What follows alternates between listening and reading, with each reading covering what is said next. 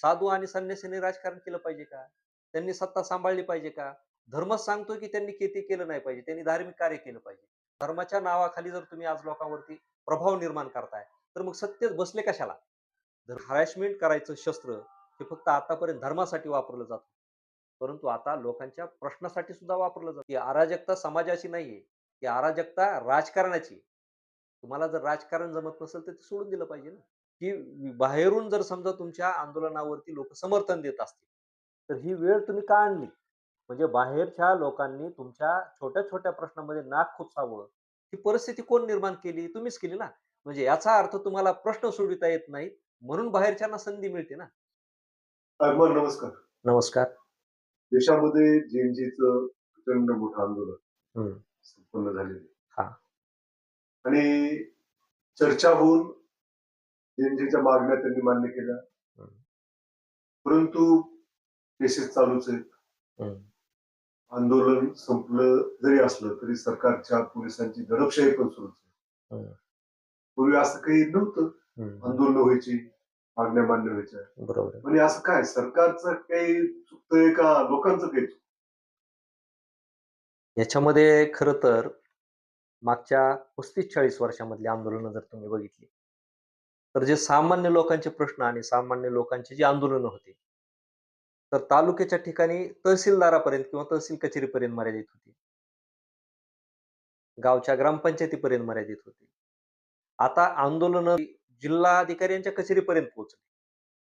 बरोबर? आता जिल्हाधिकारी कचेरी नाही. नंतर मग काय झालं आंदोलनं मागच्या कालावधीमध्ये, की त्या स्टेटच्या मुख्यमंत्र्याच्या कचेरीपर्यंत ते आंदोलनं पोहोचली. कालचं जर तुम्ही आंदोलन बघितलं असेल, तर आता पंतप्रधानाच्या दारापर्यंत आंदोलन गेले. हं.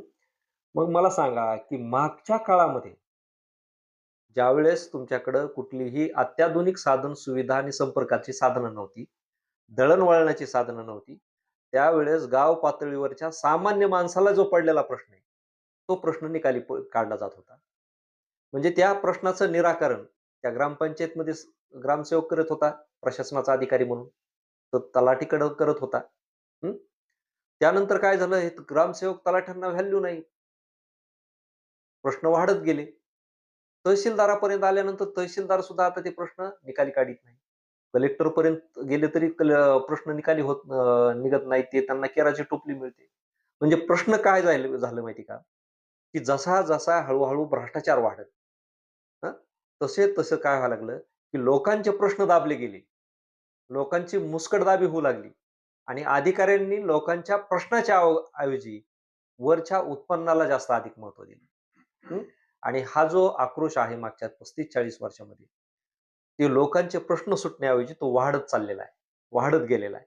आणि त्याचा रूपांतर जर तुम्ही बघितलं, तर आता मुख्यमंत्र्याच्या स्टेट गव्हर्नमेंटच्या दारात जाऊन हे प्रश्न सुटत नाही.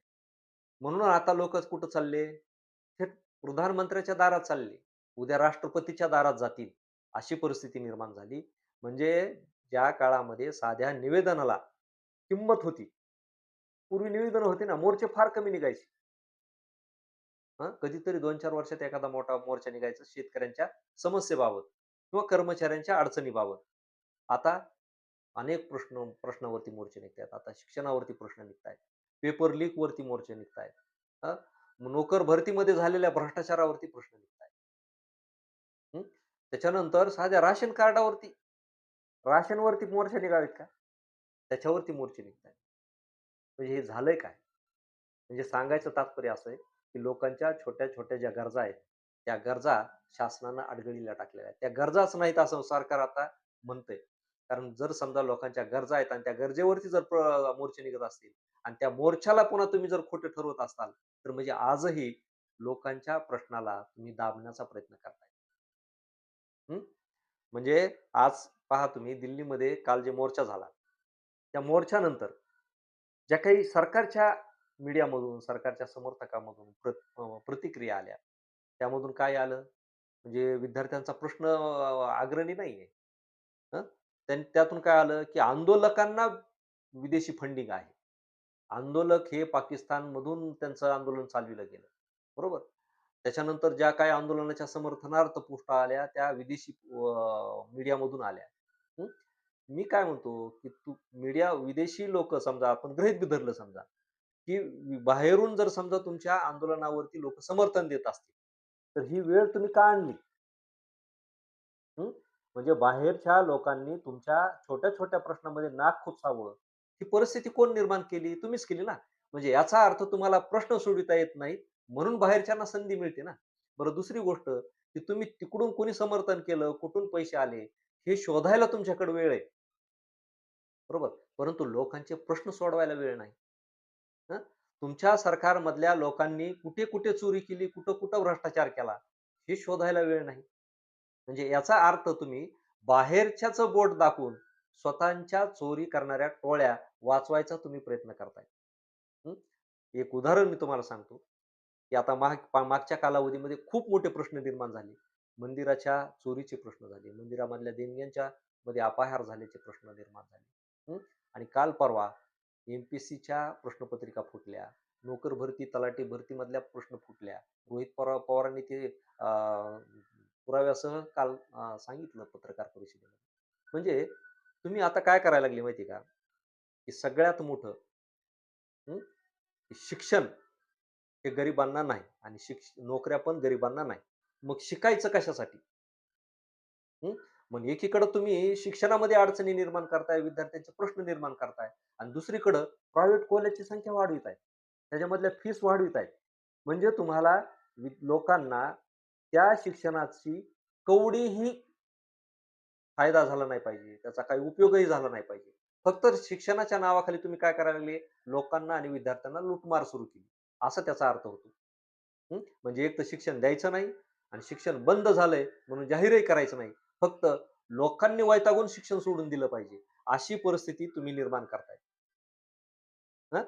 मग मला सांगा, की सगळेच जर क्षेत्र खाजगी झाले, हं, म्हणजे परीक्षा ही खाजगी यंत्रणेकडे हस्तांतरित करण्यात आलेल्या आहेत. हं. म्हणजे जिथं सरकारचं काहीच अस्तित्व नाही, सगळं खाजगीकरण होतंय. हं. मग सरकारचं अस्तित्व कुठे आहे?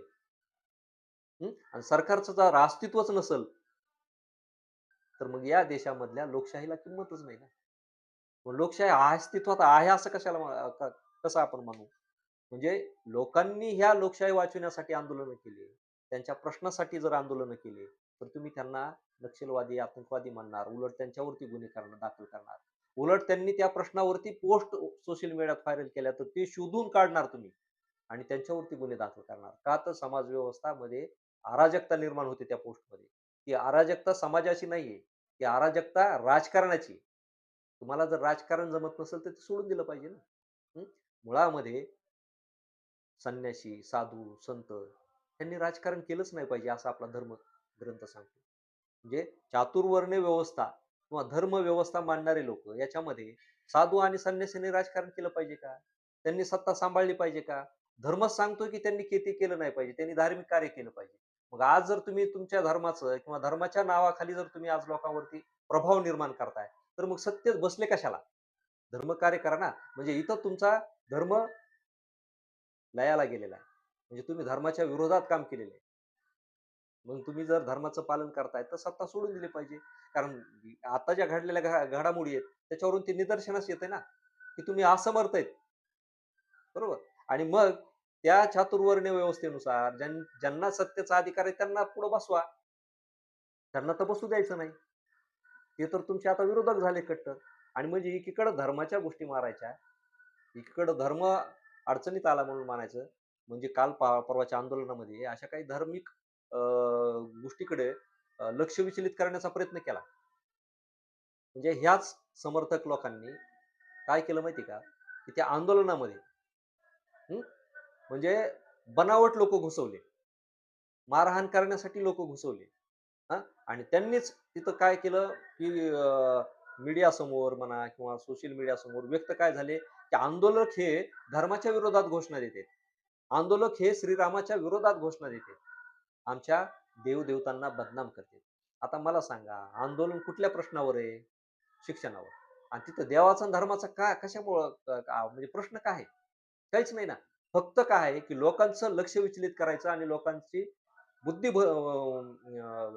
विचलित करण्यासाठी तुम्ही हे मुद्दे पुढे करतायत.